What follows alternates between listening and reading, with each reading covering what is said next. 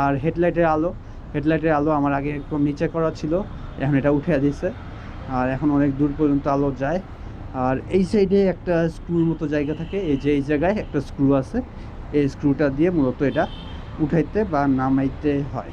আর first service দেওয়ার পর এটা গিয়ার আরও বেশি সফট হয়ে গেছে।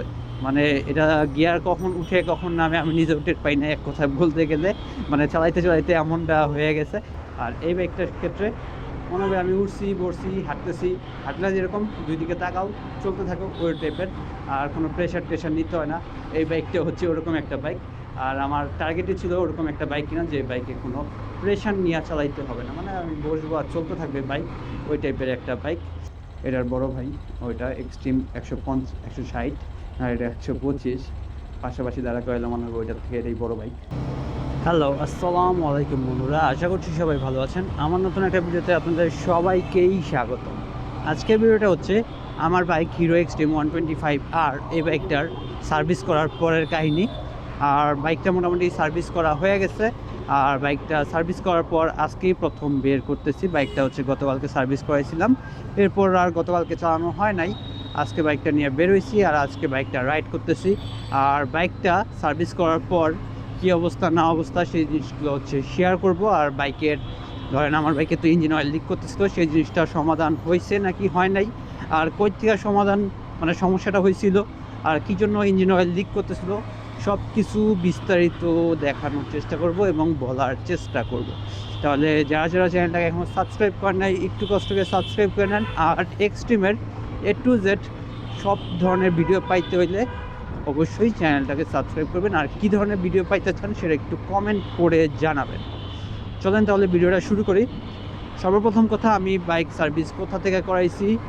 আমি হিরো এক্সট্রিম 125R, আমার এই বাইকটা সার্ভিস করাইছি হিরোর অফিসিয়াল সার্ভিস সেন্টার তেজগাঁও, যেটা ওইটা থেকে করাইছি। মানে হিরোর হেড সার্ভিস সেন্টার যেটা, ওইটাই বলতে পারেন এক কথায়। আর ওইটা হচ্ছে তেজগাঁও, ওইখান থেকে হচ্ছে এটার ফার্স্ট সার্ভিসটা করাইছি।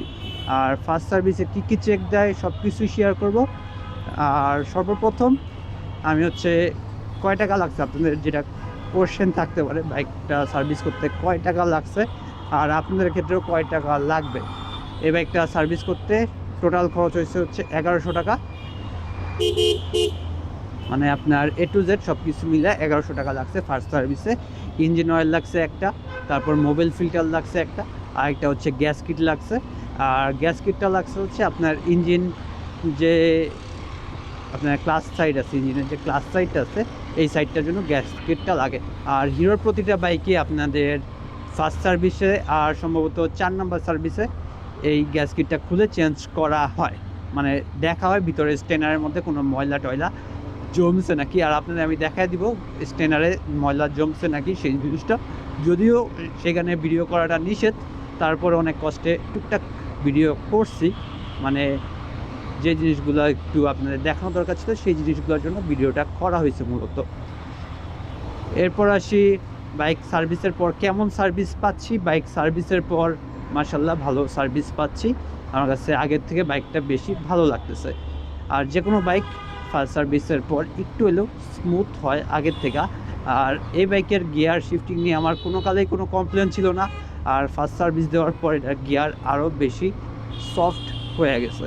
মানে এটা গিয়ার কখন উঠে কখন নামে আমি নিজে উঠে পাই না, এক কথায় বলতে গেলে। মানে চালাইতে চালাইতে এমনটা হয়ে গেছে। আর আমার বাইক কিন্তু খুব একটা বেশি চলে নাই, টোটাল হয়তো বা 610-15 মতো চলছে।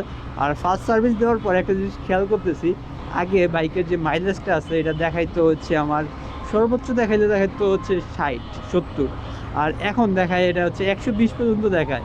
মানে বাইক একটু যখন 50-60-এ টানি আর আরপিএম থাকে হচ্ছে আপনার 4000-এর আশেপাশে, তখনই দেখা হচ্ছে আমার 50-এর মতো। 50 না তো ভুল বলছি, 100-র উপরে দেখায়। এই দেখেন এখন 110 দেখাই, 101 দেখাইতেছে, আবার 99 দেখাইতেছে। মানে মাইলেজটা এত বেশি যদি পাইতাম তাহলে তো আর কথাই নাই। যদিও এত মাইলেজ আমি পাই না, এটা আমি খুব ভালো মতো জানি। যাই হোক, দেখাইতেছে বেশি, এটা নিয়ে খুশি থাকা ভালো। আর আগে যেহেতু কম দেখাইতো, আগের থেকে বেশি দেখাইতেছে, এটা নিয়ে এই যে দেখেন এখন 120 দেখাইতেছে। গতি 45-এ আমার 120-19 দেখাইতেছে মাইলেজ। মানে মাইলেজ যদি এত ভালো পাওয়া যায় এই বাইকটা থেকে, তাহলে তো ভাই আর কথাই নেই। যদিও এটা আমি পাইতেছি না, ধরেন সর্বোচ্চ হইলে আমি 50-এর মতো মাইলেজটা পাবো। এটা আমি জানি না, শুনেই কিনছি বাইকটা। আর এটা নিয়ে আমার কোনো কমপ্লেন নাই। আর বাইকের আগে একটা কমপ্লেন ছিল, সেটা হচ্ছে বাইকে একসাথে 2-3টা ডাউন শিফট করা যেত না। বর্তমানে হচ্ছে ডাউন শিফট করা নিয়ে আমার আর কোনো অসুবিধা হয় না। ফার্স্ট সার্ভিস করার পর এই জিনিসটা পুরোপুরি ঠিক হয়ে গেছে। এখন হচ্ছে আমি ডাউন শিফট করতে পারি, একসাথে 2টাও করতে পারি, 3টাও করতে পারি। আমার ততটা অসুবিধা হয় না। আর দুয়েতে হইতে পারে আমার অভ্যাস হয়ে গেছে বাইকটা চালাইতে চালাইতে। যাই হোক, এটা আমি এখন চেঞ্জ করে দিই, আপনাদের দেখানোর জন্য আনছিলাম। আমার টোটাল চলছে হচ্ছে 609 কিলো বাইকটা। আর বাইকের অনেকের কমপ্লেন থাকে হচ্ছে বাইকের নিউট্রাল হইতে ঝামেলা করে। আপনার ক্লাস অ্যাডজাস্টমেন্ট ঠিক থাকলে বাইকের নিউট্রাল হইতে কোনোদিনও ঝামেলা করার কথা না। এরপর আসি আমার বাইকের মূল সমস্যাটা কী ছিল। আমার বাইকের মূল সমস্যাটা যেটা ছিল, ক্লাস সাইডে আমার অল্প একটু মানে মাপে এদিক সেদিক আছে, ক্লাস সাইডটার এদিক সেদিক আছে। আর এটা ওরা হচ্ছে খুঁজে বের করছে, এই জন্য মূলত আমার ইঞ্জিন অয়েল লিক করতেছিল। আমি ভিডিও ফুটেজ দিয়ে দিচ্ছি। আর ওরা বলছে এটা ঠিক করে দিছে, ঠিক হয়েছিলে হবে, না হলে ওই সাইডটা চেঞ্জ করে দিবে। আর এটা সম্পূর্ণ ফ্রিতে করে দেওয়া হবে, যার জন্য আমার কোনো পেটে কিছু করতে হবে না। এরপর আমার বাইকে হচ্ছে টুকটাক জায়গায় ফাঁক টাক ছিল, এগুলো কমপ্লেন করছি, এগুলো সব খুলা ঠিক করা ট্রাই করছে, কিন্তু এগুলো আর ঠিক হয় নাই। আর এটাগুলো নিয়ে হচ্ছে আমার কোনো কমপ্লেন নাই। আর হেডলাইটের আলো আমার আগে একটু নিচে করা ছিল, এখন এটা উঠে দিয়েছে। আর এখন অনেক দূর পর্যন্ত আলো যায়। আর এই সাইডে একটা স্ক্রুর মতো জায়গা থাকে, এই জায়গায় একটা স্ক্রু আছে, এই স্ক্রুটা দিয়ে মূলত এটা উঠাইতে বা নামাইতে হয়। আর ফার্স্ট সার্ভিসের পর বাইক অনেক বেশি স্মুথ হয়ে গেছে। আর ফার্স্ট সার্ভিসে যে কাজগুলো করছে, ব্রেক প্যাডগুলো চেক করছে, আমার 2টা ব্রেক প্যাডই চেক করছে, সামনের পেছনের ব্রেক প্যাড। তারপর হচ্ছে এয়ার ফিল্টার চেক করছে। তারপর পুরো বাইকটা ভালো করে ধুইছে। তারপর এটার উপরে ওই সাদা কী জানি একটা দেয়, পলিশ করছে, যার কারণে বাইকটা একটু সুন্দর লাগতেছে। এরপর যে কাজটা করছে, যাক যে আমরা চার্জশিপটা আগে নেই, তারপর বলতেছি।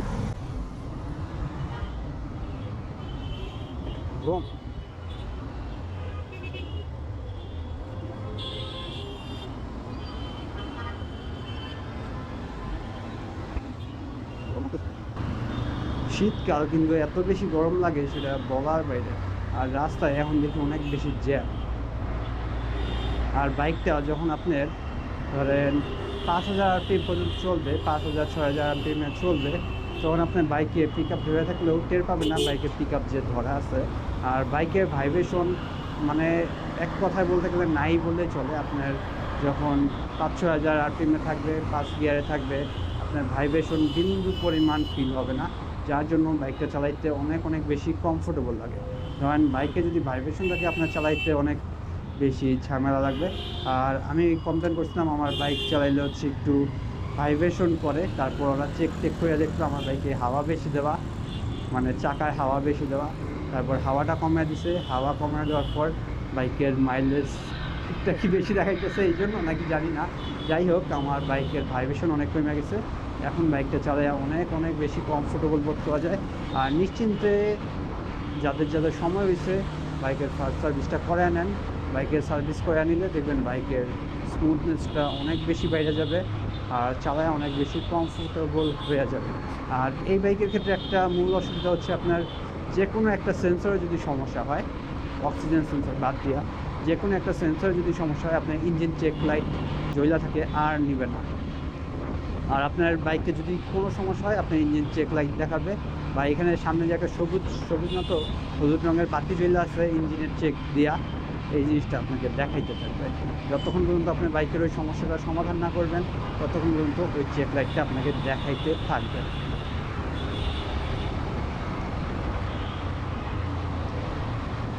তারপর হচ্ছে ওনারা কম্পিউটারে মানে বাইকটা কানেক্ট করে হচ্ছে আপনার জিনিসপত্রগুলো একটু চেক দিল, সব ঠিকঠাক আছে নাকি। সব কিছু মোটামুটি ঠিকঠাক আছে, এই জন্য আর আমার কোনো ঝামেলা হয়নি। এই হচ্ছে ফার্স্ট সার্ভিসের কাহিনী। আর টাকার কথা তো সর্বপ্রথম আপনাদের আমি জানিয়ে দিছি কয় টাকা লাগছে ফার্স্ট সার্ভিস করতে। আর সময় কতক্ষণ লাগছে, সময় মোটামুটি ভালো লাগছে। বাইকটা ফার্স্ট সার্ভিস করতে আপনার মনে হয় 4 ঘন্টার মতো সময় লাগছে টোটালি। যদিও ওইখানে অনেক বেশি চাপ ছিল, যদি খালি আমার বাইক নিয়ে পড়ে থাকতো তাইলে বেশি একটা সময় লাগতো না। আর আমার বাইকটা যে সার্ভিস করছে সে হচ্ছে বাইক ডেলিভারি দিতেছিল প্লাস সার্ভিস করতেছিল, মানে আমার বাইকটা সার্ভিস করতেছিল পাশাপাশি ফ্রি টাইমে একটু টুকটাক ডেলিভারি দিতেছিল বাইকগুলো। আর বাইকের সাসপেনশনের ফিডব্যাক যথেষ্ট ভালো। আর হাওয়া কমানোর পর, বাইকের হাওয়া বেশি ছিল, হাওয়া কমানোর পর বাইক চালায় আরও বেশি বেশি মজা পাওয়া যাইতেছে। মানে আপনাদের যাদের বিশেষ করে হাওয়া বেশি আছে হাওয়াটা কমায় নিয়েন, আর হাওয়া কমাইলে বাইকটা চালায় অনেক বেশি কমফোর্ট বোধ করতে পারবেন। আর এই বাইকের হচ্ছে সামনের চাকায় থাকবে হচ্ছে 27 PSI, সম্ভবত 27 PSI থাকবে, আর পেছনের চাকায় থাকবে 29 PSI। আর এটা পিনিয়ন থাক আর পিলিয়ন না থাক, মানে একা চালান আর দোকলা চালান, আপনার হাওয়ার পরিমাণ এটাই থাকবে। এই জিনিসটা মাথায় রাখবেন এই বাইকের ক্ষেত্রে। সচরাচর সব বাইকের ক্ষেত্রে পিলিয়ন থাকলে এক ধরনের হাওয়া দিতে হয় আর পিলিয়ন না থাকলে আরেক ধরনের হাওয়া দিতে হয়।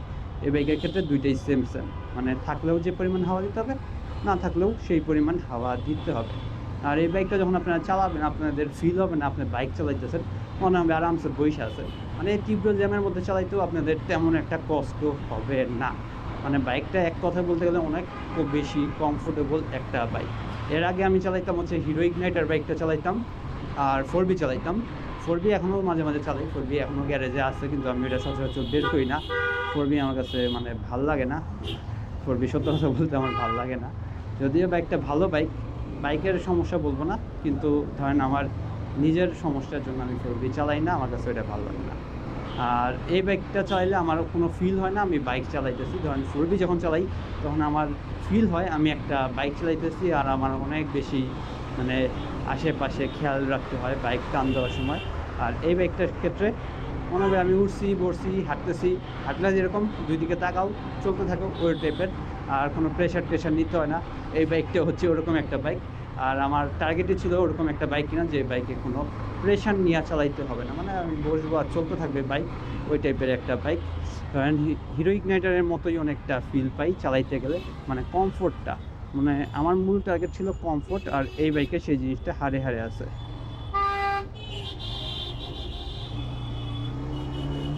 যদিও প্রথম কয়েকদিন আমার চালাইতে একটু অসুবিধা হয়েছে, আর মাঝখানে এই কয়েকদিনও অসুবিধা হয়েছে, তার কারণ ছিল হাওয়া বেশি ছিল।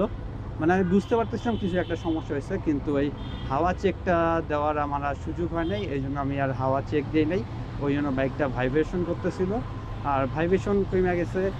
আর এর থেকে সুখবর আর কি আছে, মানে বাইকে যে হাওয়া বেশির জন্য ভাইব্রেশন করতেছিল এটা বুঝি নাই। আমি ভাবছি নতুন বাইকের জন্য হয়তো বা ভাইব্রেশন করতেছে। যাই হোক, আশা করি যারা যারা বাইকটা কিনছেন ভালো একটা সাপোর্ট পাইতেছেন। আর এই বাইকটার সত্য কথা বলতে তেমন কোনো কমপ্লেন করার জায়গা নেই, খুবই ভালো একটা বাইক। তবে আমার চিন্তার বিষয় একটাই, সেটা হচ্ছে যেহেতু নতুন বাইক এটার পার্টস আশেপাশে খুব একটা বেশি অ্যাভেলেবেল পাওয়া যাবে না। সবাই একটু সাবধানে রাইড করবেন। আর এটার পার্টস একমাত্র পাবেন হচ্ছে সার্ভিস সেন্টারে, আর সার্ভিস সেন্টারে যখন আপনার কিনতে হবে তখন দামটা একটু বেশি দিয়ে কিনতে হবে।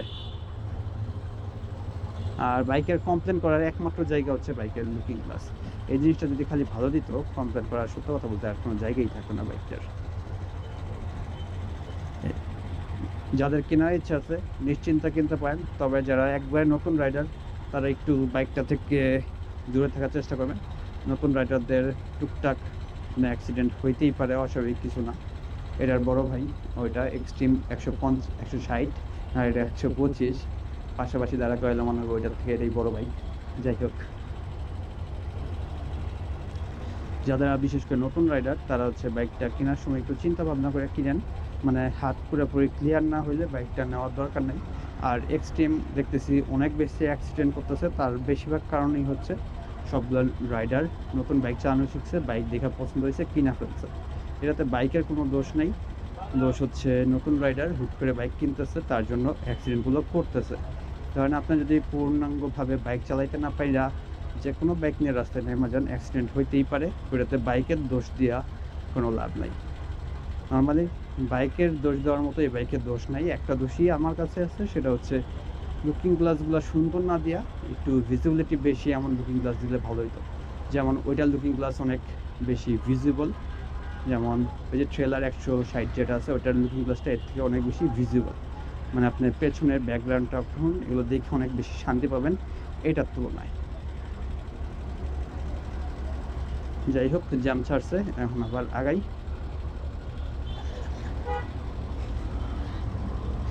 আর বিশেষ করে যাদের বাইকের হ্যান্ডেল পজিশন ঠিক নাই, এক্সট্রিমের হ্যান্ডেল পজিশনটা কিন্তু চুক্ষা টাইপের, মানে আপনার কীভাবে দেখাবো, এইভাবে চুক্ষা, মানে স্টক অবস্থায় যেভাবে আসে, যাদের একটু এটাতে অসুবিধা হবে একটু চেষ্টা করবেন হ্যান্ডেলটা নামায় নেওয়ার জন্য। হ্যান্ডেল নামায় নিলে দেখবেন বাইকটা চালায় অনেক বেশি ভালো লাগতেছে। মানে যাদের চুক্ষা হ্যান্ডেলের সমস্যা নেই তারা চুক্ষা হ্যান্ডেল চালাবেন, আর যাদের চুক্ষা হ্যান্ডেলে আমার মতো সমস্যা আছে তারা হচ্ছে হ্যান্ডেলটা নামায় তারপর চালাবেন, দেখবেন বাইক চালায় অনেক বেশি ভালো লাগতেছে আগের থেকে।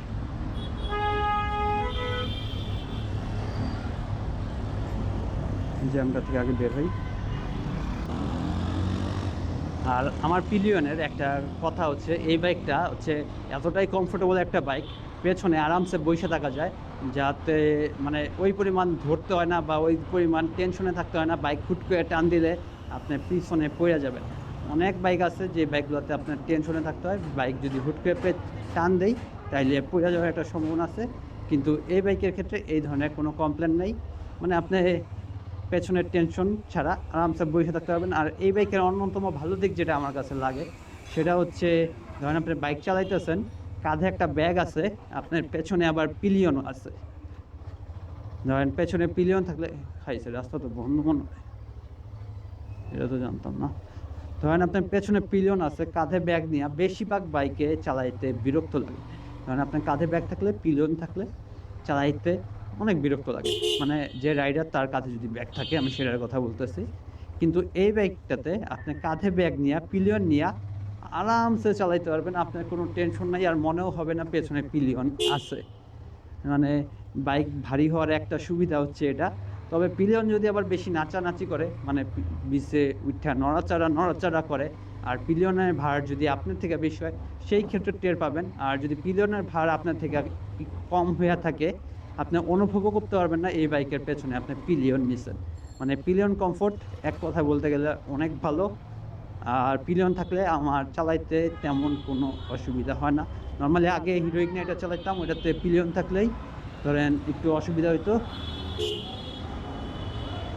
পিলিয়ন থাকলে আমার অসুবিধা হইতো হচ্ছে কাঁধে ব্যাগ নিয়ে চালাইতে। নর্মালি পিলিয়ন নিয়ে চালাইতে মজা হিরো ইগনাইটারে।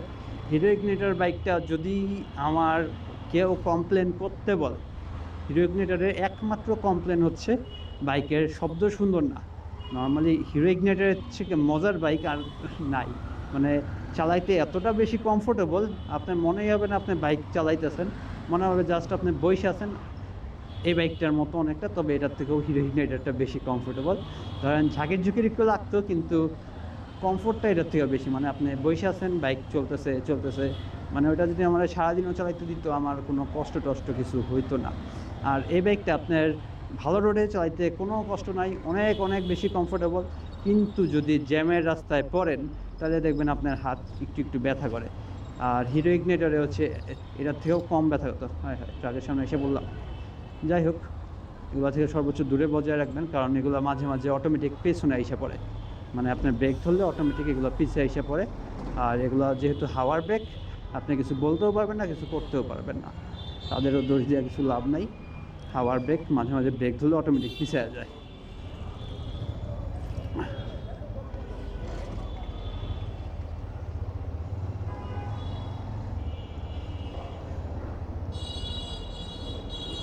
যাই হোক, আজকে ভিডিওটা এখানে শেষ করতেছি। আপনাদের সবাইকে অসংখ্য ধন্যবাদ। দেখা হবে নতুন কোনো ভিডিওতে। আল্লাহ হাফিজ।